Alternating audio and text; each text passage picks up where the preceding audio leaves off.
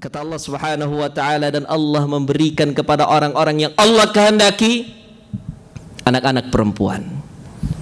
Allah Subhanahu wa taala memberikan kepada orang-orang yang Allah kehendaki anak laki-laki. Apa maknanya? Ada orang-orang yang Allah Subhanahu wa taala berikan kepada mereka anak perempuan saja. Bagaimanapun ikhtiarnya, seberapa jauh pun usahanya, dapatnya perempuan. Ada juga orang-orang yang Allah Subhanahu wa taala kehendaki untuk mendapatkan anak laki-laki, berusaha berikhtiar mendapatkan anak perempuan, tidak dapat. Kemudian di ayat yang ke-50 Allah berfirman, "Au yuzawwijuhum dzukrana wa inatha."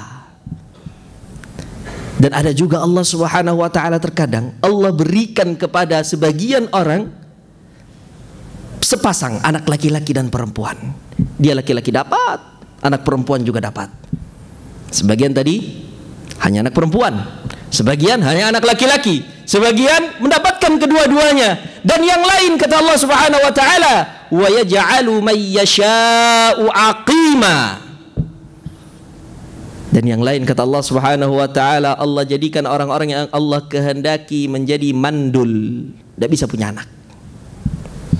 Di sini Allah Subhanahu wa taala menunjukkan kekuasaan dan kehebatannya kepada kita. Di awal ayat Allah menyampaikan semuanya milik Allah. Allah mampu menciptakan apapun yang Allah inginkan. Dan ketika Allah ciptakan, pemberiannya pun terserah Allah.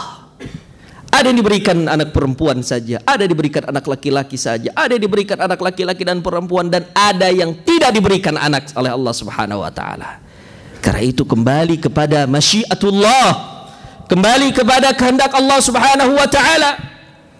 Wa yaj'alu may yasha'u 'aqima innahu 'alimun qadir. Allah Subhanahu wa taala tutup ayat ini dengan mengatakan sesungguhnya Dia adalah zat yang maha mengetahui dan zat yang maha mampu, maha berkuasa. Jadi ada dua sifat yang Allah Subhanahu wa taala angkat dalam ayat ini. Allah maha tahu bagi hambanya mana yang lebih bermaslahat. Dia diberikan anak 1, 2, 3, semua laki-laki, semua perempuan, atau campur laki-laki perempuan, atau bahkan dia tidak diberikan anak sekalipun. Allah yang lebih tahu maslahat hamba tersebut. Dan Allah tutup dengan qadir, Allah mampu. Jangan dia kira ketika dia tidak mendapatkan anak, dia katakan Allah tidak bisa memberikan dia anak. Tidak, Allah maha mampu. Tapi ingat, Allah menyebutkan innahu alimun. Allah maha tahu apa yang terbaik bagi seorang hamba. Baik, kemudian di dalam surat At-Taghabun ayat yang ke-14 sampai 15, Allah Subhanahu wa taala di sini memberikan isyarat kepada kita, menegaskan makna bahwasanya anak itu selain pemberian dari Allah, dia juga adalah amanah, titipan, ujian, cobaan yang Allah Subhanahu wa taala berikan kepada seorang hamba. Kata Allah Azza wa Jalla, "Ya ayyuhalladzina amanu", wahai orang-orang yang beriman, "inna min azwajikum wa auladikum aduwwan lakum fahdharuhum wa in ta'fu wa tasfahu wa taghfiru fa innallaha ghafurur rahim." Wahai orang-orang yang beriman, sesungguhnya sebagian dari istri-istri kalian dan anak-anak kalian adalah musuh bagi kalian. Berhati-hatilah kalian dari mereka. Akan tetapi kalau seandainya kalian maafkan mereka, kalian santuni, kalian ampuni, maka sesungguhnya Allah Subhanahu wa taala adalah zat yang maha pengasih lagi maha penyayang. Innama amwalukum wa auladukum fitnah. Sesungguhnya kata Allah Subhanahu wa taala, harta kalian, anak-anak kalian adalah cobaan, adalah ujian. Dan Allah tegaskan di ayat ini, ketika seseorang menjalani ujian dari Allah Subhanahu wa taala, dia terima anak itu dengan keikhlasan dan keridhaan atas takdir yang Allah takdirkan kepadanya, lalu dia jalankan amanah itu dengan sebaik-baiknya. Allah sebutkan, wallahu indahu ajrun azim. Sesungguhnya Allah di sisinya terdapat pahala yang besar, pahala yang agung. Bagi siapa?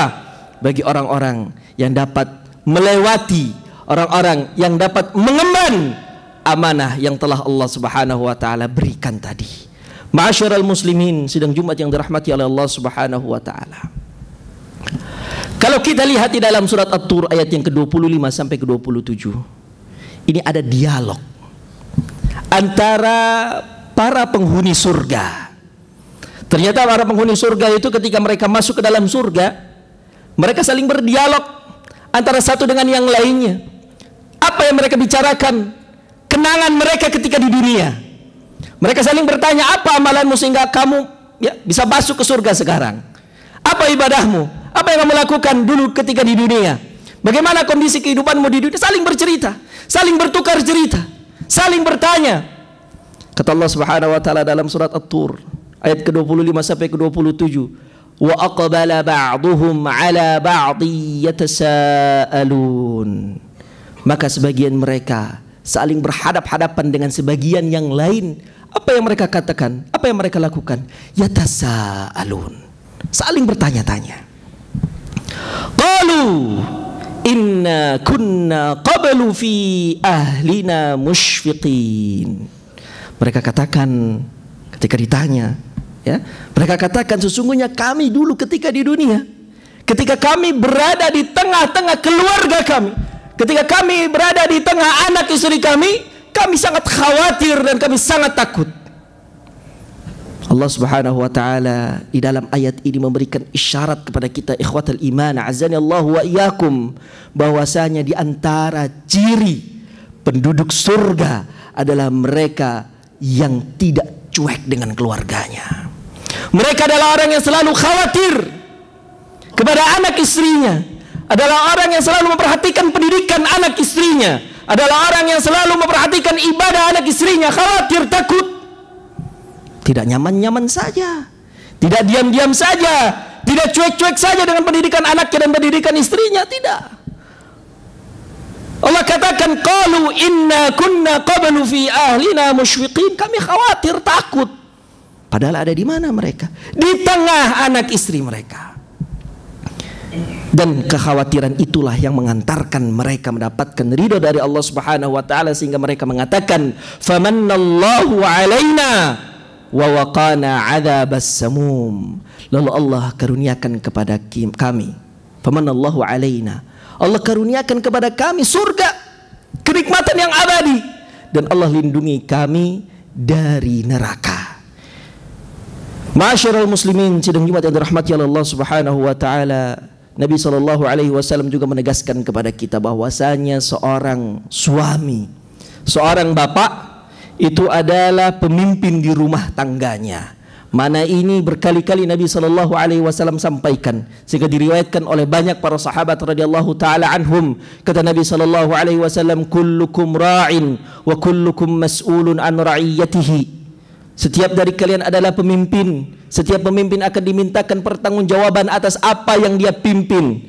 Setidaknya kata Nabi SAW mengatakan warrajulu, seorang laki-laki. Setelah Nabi berbicara tentang pemimpin negara yang dia akan dimintakan pertanggungjawaban atas masyarakatnya, orang-orang yang ada di bawahnya, orang-orang yang ada di kepemimpinannya. Kemudian Nabi berbicara warrajul, seorang laki-laki, fi ahli baitihi, pada keluarganya, dia adalah ra'in, seorang pemimpin, wa huwa mas'ulun an ra'iyati, dan dia kelak akan dimintakan pertanggungjawaban atas apa yang dia pimpin. Nabi SAW juga bersabda dalam sebuah hadis yang diriwayatkan oleh Ma'qil bin Yasar radhiyallahu taala anhu, diriwayatkan oleh Imam Bukhari dan Imam Muslim dalam kedua sahihnya. Kata Nabi SAW, ma min 'abdin yastar'ihi Allahu ra'iyatan yamutu yawma yamutu wa huwa ghashun li ra'iyatihi illa harramallahu alaihi al-jannah. Tidaklah seorang hamba yang Allah berikan amanah kepemimpinan kepadanya untuk memimpin bawahannya, lalu kemudian di hari dia mati, dia membawa dosa ghish. Apa itu ghish? Curang. Ghish itu adalah tidak menjalankan amanah, berkhianat. Allah Azza wa Jalla berikan dia kemampuan untuk memimpin, Allah berikan dia kesempatan untuk memimpin keluarganya, anak istrinya, tapi dia lewatkan itu semua begitu saja. Ketika dia mati dan dia membawa dosa ini, kata Nabi SAW, tidaklah keadaannya seperti itu illa harramallahu alaihi jannah, kecuali Allah akan haramkan baginya surga. Barakallahu li wa lakum fil Qur'anil Karim wa nafa'ani wa iyyakum bima fihi minal ayati wa dzikril hakim wa taqabbala minni wa minkum tilawatahu innahu huwal ghafurur barrur rahim. Alhamdulillah wassalatu wassalamu ala Rasulillah wa ala alihi wa ashabihi wa man ittaba'ahum bi ihsanin ila yaumiddin wa sallama tasliman katsira. Asyhadu an la ilaha illallah wa asyhadu anna Muhammadan abduhu wa rasuluh la nabiyya wa la rasula ba'dahu, amma ba'du. Ma'asyiral muslimin sidang Jumat yang dirahmati oleh Allah Subhanahu wa taala. Di khutbah yang pertama tadi kita sudah bahas bahwasanya Allah Subhanahu wa taala menyebutkan di dalam Al-Qur'an akan anak itu adalah pemberian yang mutlak yang Allah Subhanahu wa taala berikan kepada siapapun yang Allah inginkan.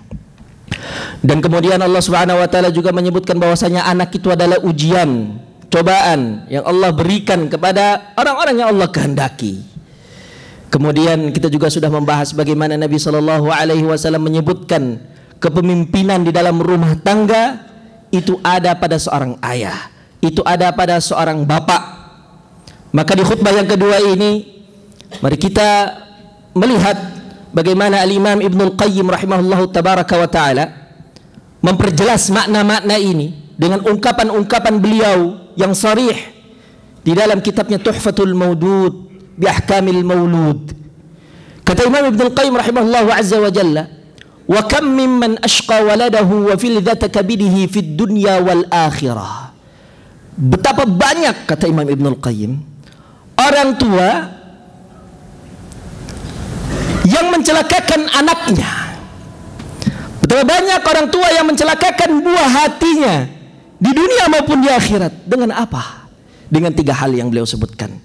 Bi'ihmalihi, dengan mengabaikan anaknya. Sibuk dengan urusan pribadinya, sibuk dengan urusan dunianya, sibuk dengan hobinya. Anaknya diabaikan. Yang kedua, watarki ta'dibihi, tidak mengajarkan adab kepada anaknya. Tidak diajarkan bagaimana anaknya harus beradab kepada orang tua, beradab kepada saudara, beradab kepada tetangga, beradab kepada teman, beradab kepada guru. Tidak diajarkan. Wa i'anatihi lahu ala syahawatihi, dan betapa banyak orang tua, kata Imam Ibnul Qayyim, yang mereka mencelakakan anaknya dengan cara apa? Membantu sang anak menikmati syahwatnya. Anak ingin apa? HP, bapak belikan HP. Ingin apa? Laptop, bapak belikan laptop. Ingin apa? Kuota, bapak belikan kuota internet. Apa yang diminta oleh anak? Semua diberikan, diikuti semuanya. Anaknya suka game ini diberikan, anaknya suka nonton film ini diperhatikan, ya, diperlihatkan. Anaknya suka mendengarkan ini, mendengarkan itu, semuanya di setel, diikuti. Syahwat anaknya diikuti. Kata Imam Ibnul Qayyim ini, ya, wa i'anatihi lahu ala syahawatihi wa yaz'umu annahu yukrimuhu wa qad ahana. Pada saat itu dia mengklaim, orang tua ini mengklaim dia sedang memuliakan anaknya, padahal pada hakikatnya dia sedang menghinakan anaknya, kata Imam Ibnul Qayyim. Wa annahu yarhamuhu wa qad zalamahu wa harramah, dan dia juga mengklaim bahwasanya dia sedang menyayangi anaknya, mengasihi anaknya, padahal dia sedang menzalimi anaknya. Diikuti semua kemauan anaknya, syahwat-syahwatnya diikuti, tapi dia klaim saya ini sayang. Kata Imam Ibnul Qayyim, enggak, kamu zalim kepada anakmu.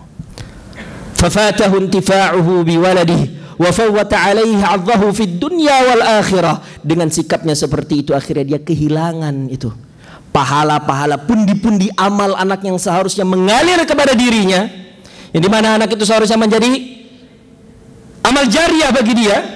Anaknya menjadi orang yang saleh, kemudian mendoakan dia, dan pahalanya terus mengalir bagi kedua orang tuanya. Hilang kesempatan itu, terlewatkan masa-masa itu. Kemudian kata Imam Ibnul Qayyim menutup statementnya dengan perkataan yang sangat penting yang diketahui oleh para ayah.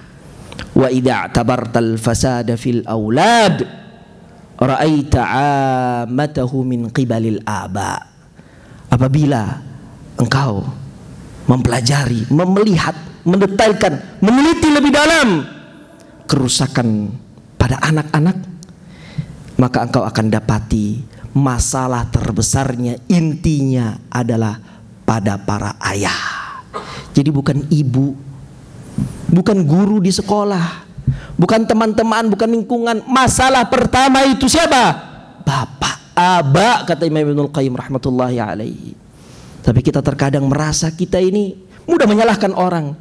Kita salahkan istri kita, memberikan pendidikan tidak benar, padahal kita sebagai mudir madrasahnya tidak memberikan silabus dan KBM yang semestinya untuk anak-anak kita. Kita serahkan pendidikan anak kita kepada istri kita. Udah mi atur saja, sudah bu atur saja. Tidak, memang ibu itu adalah madrasah lula. Dia adalah madrasah pertama bagi anak-anak kita. Tapi seorang ayah adalah mudirnya. Dia direkturnya yang menentukan hari ini anak itu harus belajar apa. Apa silabusnya, KBM-nya. Itu Allah, demi Allah itu ada tanggung jawab seorang ayah. Dan dia akan dimintakan pertanggungjawaban atas anak-anaknya dan istrinya kelak di hadapan Allah Subhanahu wa taala.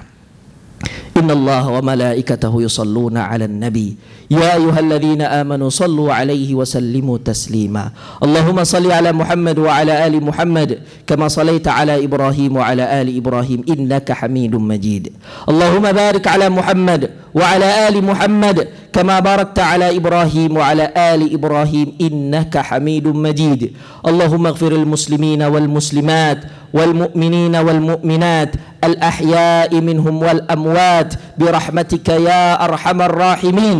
اللهم إنا نعوذ بك من الفتن ما ظهر منها وما بطن من بلدنا هذا خاصة ومن سائر بلاد المسلمين عامة.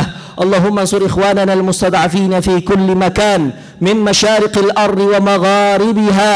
ربنا هب لنا من أزواجنا وذرياتنا قرة أعين واجعلنا للمتقين إماما. ربنا اغفر لنا ولإخواننا الذين سبقونا بالإيمان ولا تجعل في قلوبنا غلا للذين آمنوا ربنا إنك رؤوف رحيم. ربنا لا تؤاخذنا إن نسينا أو أخطأنا ربنا ولا تحمل علينا إصرا كما حملته على الذين من قبلنا ربنا ولا تحملنا ما لا طاقة لنا به واعف عنا واغفر لنا وارحمنا أنت مولانا فانصرنا على القوم الكافرين. ربنا آتنا في الدنيا حسنة وفي الآخرة حسنة وقنا عذاب النار. ويا أنت أخي المؤذن أقم الصلاة.